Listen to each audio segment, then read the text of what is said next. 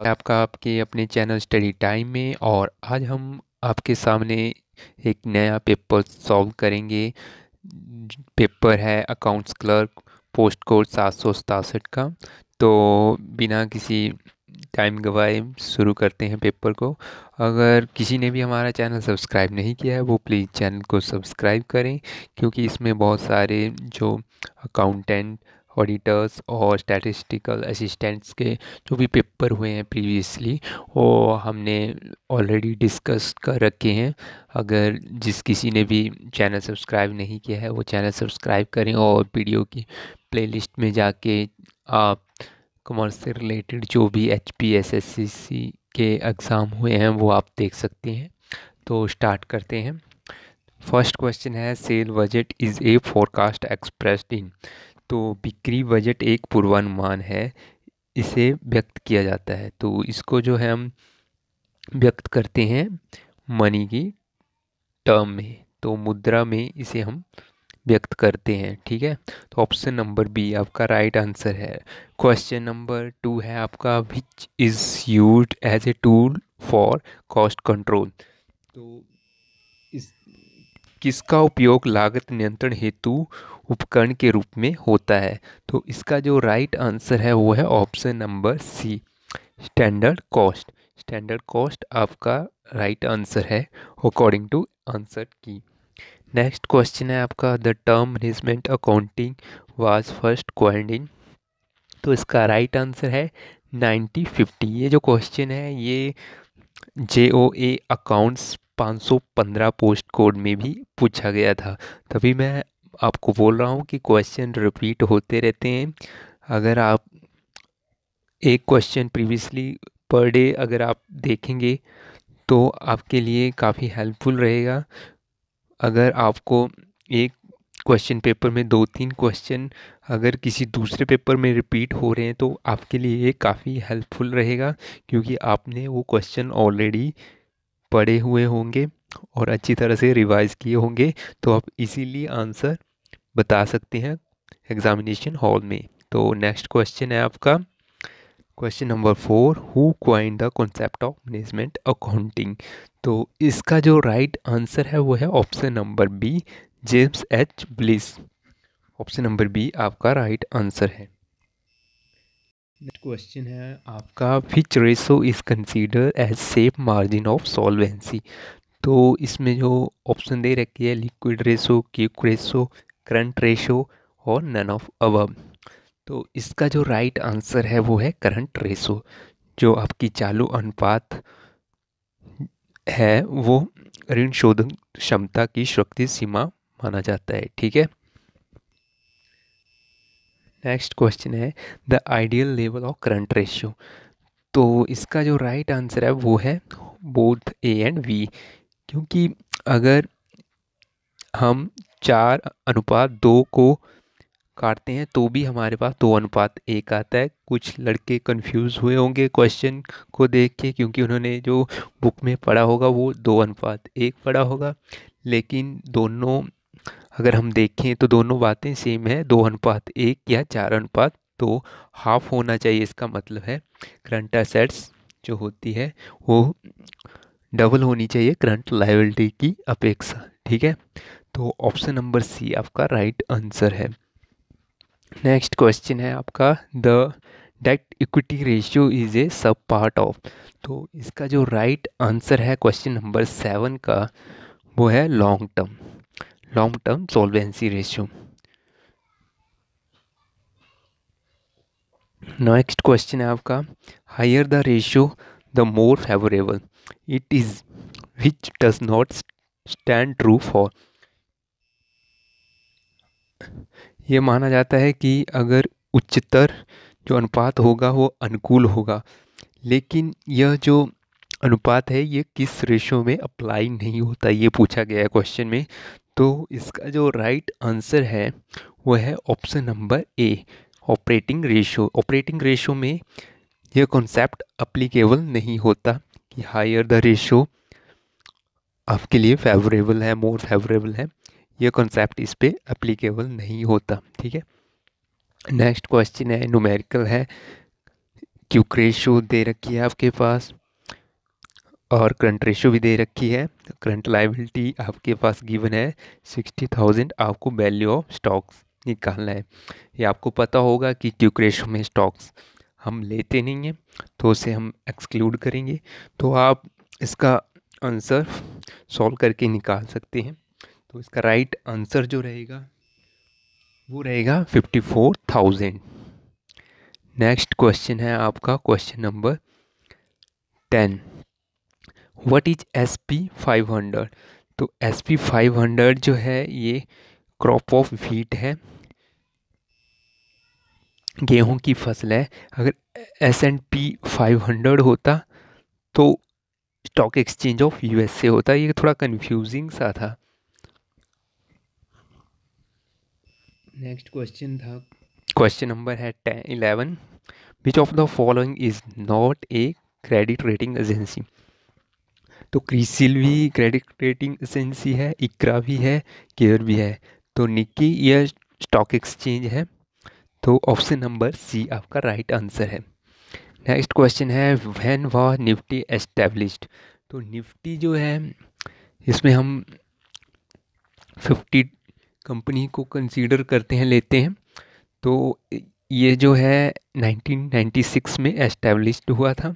तो option number D आपका right answer है। क्वेश्चन नंबर 12 का ऑप्शन नंबर डी आपका राइट आंसर है। नेक्स्ट क्वेश्चन है आपका the education cess on taxable income of an individual if taxable income is 2,50,000। तो क्वेश्चन पूछा गया है यदि कर योग्य आय 2.5 लाख है तो इस व्यक्ति की कर योग्य आय पर शिक्षा उपकर है।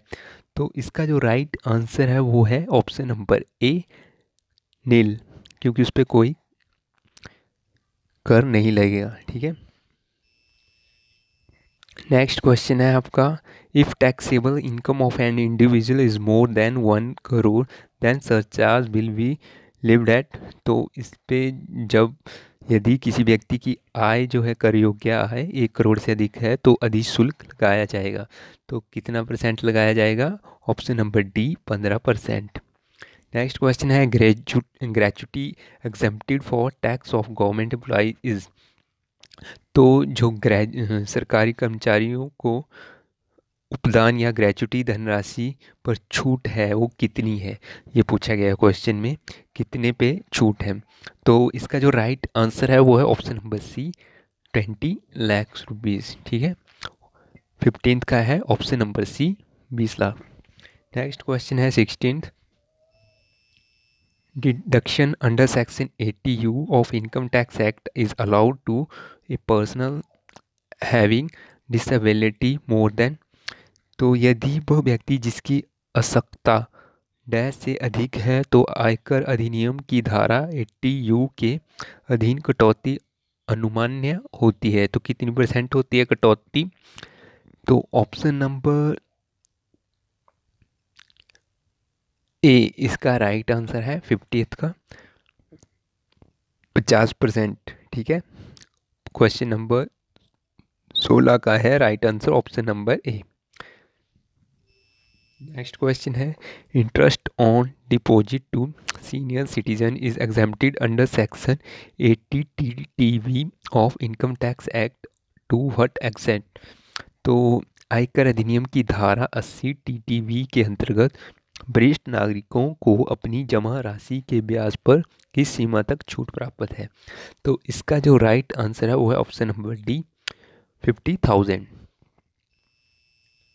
नेक्स्ट क्वेश्चन है contribution toward NPS is exempted under section 80 CCD 1V of income tax act to employee is. तो कर्मचारियों द्वारा NPS में किया गया कितना अनुदान आयकर अधिनियम की धारा 80 CCD के अंतर्गत छूट का पात्र है? तो 18 का जो राइट आंसर है वो है ऑप्शन नंबर डी। इसमें 10% ऑफ सैलरी या फिर मैक्सिमम लिमिट ऑफ 50,000। तो दोनों में से एक, ऑप्शन नंबर डी ए तथा बी दोनों। ठीक है। ऑप्शन क्वेश्चन नंबर 19th है for assessment year 2019 20 taxable income of super senior citizen is exempted up to rupees. जो निर्धारण वर्ष 19-20 के लिए अति वरिष्ठ नागरिकों को कर योग्य आय पर इतने रुपए तक छूट दी गई है। तो उसकी सीमा क्या है? तो 19th का राइट आंसर है option number B, 5 lakh rupees. ठीक है। नेक्स्ट है market value of the share are decided by. तो इसका जो राइट आंसर है वो है इन्वेस्टमेंट मार्केट। ठीक है, ऑप्शन नंबर बी आपका राइट आंसर है अकॉर्डिंग टू आंसर की। ये जो क्वेश्चन है ये मार्केटिंग असिस्टेंट के एग्ज़ाम में भी पूछा गया था, लेकिन उसमें जो आंसर था वो ऑप्शन नंबर डी दे रखा था, शेयर होल्डर। तो आप इस क्वेश्चन को चेक करिए और कमेंट सेक्शन में मुझे बताइए कि कौन सा आंसर राइट है। ठीक है, बट इस आंसर की के according option number B the investment market दिया रखा है राइट आंसर। नेक्स्ट है reordering level is dash than safety level. तो 21वें का राइट आंसर है हायर। पुनः आदेश स्तर सुरक्षा स्तर से अधिक या उच्चतर है। ठीक है। नेक्स्ट है a group of mutual fund with a common management is known as. Mutual फंडों का समूह जिसका प्रबंधन एक ही है उसे कहते हैं। तो उसको क्या कहते हैं? तो उसको कहते हैं हम फंड फैमिली। ठीक है, ऑप्शन नंबर सी आपका राइट आंसर है। If NAV greater than market price of fund then the fund is. तो इसका जो राइट आंसर है वो है option number P, is selling at a premium. 23 का राइट आंसर है ऑप्शन नंबर बी, यदि किसी फंड का नैव उसके बाजार मूल्य से अधिक है तो वो फंड है प्रीमियम पर बिक रहा है। ठीक है। नेक्स्ट क्वेश्चन है which is a window through which the investor can see the company. तो इसका जो राइट आंसर है वो है option number C, prospectus. Next question है आपका 25 number of clauses in memorandum of association. तो इसका राइट आंसर है ऑप्शन नंबर बी, 6 क्लाउज होते हैं मेमोरेंडम ऑफ एसोसिएशन में। नेक्स्ट क्वेश्चन है आपका par value of a share mean the face value of the share. तो option number B, par value होता है फेस वैल्यू। नेक्स्ट है how many right does a consumer have under the consumer protection act. तो इसका जो right answer है वो है ऑप्शन नंबर डी, 6, जो उपभोक्ता संरक्षण अधिनियम 1986 के अधीन उपभोक्ता को 6 अधिकार हैं। ठीक है। नेक्स्ट है आपका when seller manipulate the price it is known as. तो विक्रेता जब दामों को छलयोजित करता है उसे कहते हैं। तो उसको क्या कहते हैं? उसको कहते हैं हम प्रतिबंधात्मक व्यापार प्रथा। ऑप्शन नंबर सी आपका राइट आंसर है। नेक्स्ट क्वेश्चन है the judicial of state commission as per consumer protection act is. तो उपभोक्ता संरक्षण अधिनियम अनुसार राज्य आयोग की अधिकारिता है। तो इसका जो राइट आंसर है वो है ऑप्शन नंबर बी, 20 लाख से 1 करोड़। ठीक है, 29 का ऑप्शन नंबर बी आपका राइट आंसर है। नेक्स्ट है the long term assets that have no physical existence but a right have value is known as. तो दीर्घ अवधि की वे परिसंपत्तियां जिनका प्रत्यक्ष अस्तित्व नहीं है पर उनका अधिकार मूल्य है उन्हें कहा जाता है। तो 30th का जो राइट आंसर है वो है इंटेंजिबल एसेट्स। उन्हें बोलते हैं अमूर्त परिसंपत्तियां, जैसे कि गुडविल हो गया आपका, पेटेंट्स हो गए, कॉपीराइट्स हो गए। तो ये थे हमारे 30 क्वेश्चन जो हमने इस पेपर्स के अभी रिवाइज किए। तो अगर आपको वीडियो अच्छा लगा है तो प्लीज़ वीडियो को लाइक करें, शेयर करें और चैनल को सब्सक्राइब करें जिन्होंने नहीं किया है। और अगर स्टडी मटेरियल आपको चाहिए तो वीडियो के डिस्क्रिप्शन बॉक्स में लिंक दे रखा है, वहाँ से आप बाय कर सकते हैं। धन्यवाद।